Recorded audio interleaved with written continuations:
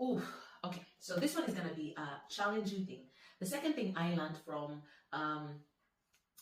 from these two countries, I'm gonna separate them because this is a little bit different. So the second thing I learned from Serbia in particular that I thought was quite interesting. Interesting. I hope I can say this without seeming offensive in a way. I don't know. I have to find the right words to say this. But anyway, the one thing I noticed about Serbia is first they have at least one children. They don't get a lot of children. I mean, as compared to um, our country or African countries, compared to Kenya, like they just most households have at least one child.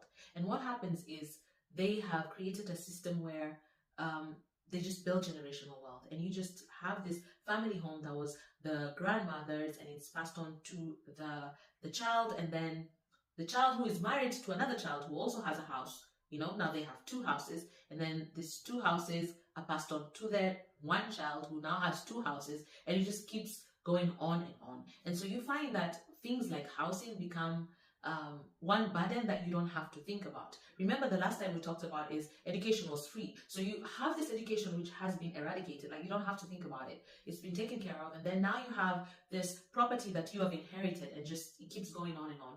And the other thing is that in Serbia and in Morocco as well, they allow their children to stay at home for as long as it takes for you to build yourself. So you find even 40-year-olds staying at home and kind of keeping their money, building themselves, buying property before you leave.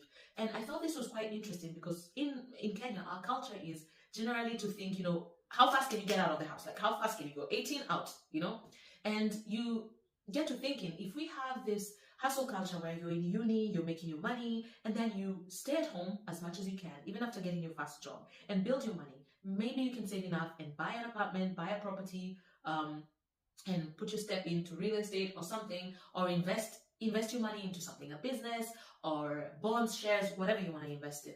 And can you imagine how crazy that would be by the time, you stay at home and you're ready to settle down or whatever it is, or you're age 30 and you've built yourself, you have your house, and you kind of set and ready to go into the world, like good, And I thought that was very interesting and something that, honestly, if we could pick up as a culture, I feel like it would really be beneficial instead of looking down on people who live at home.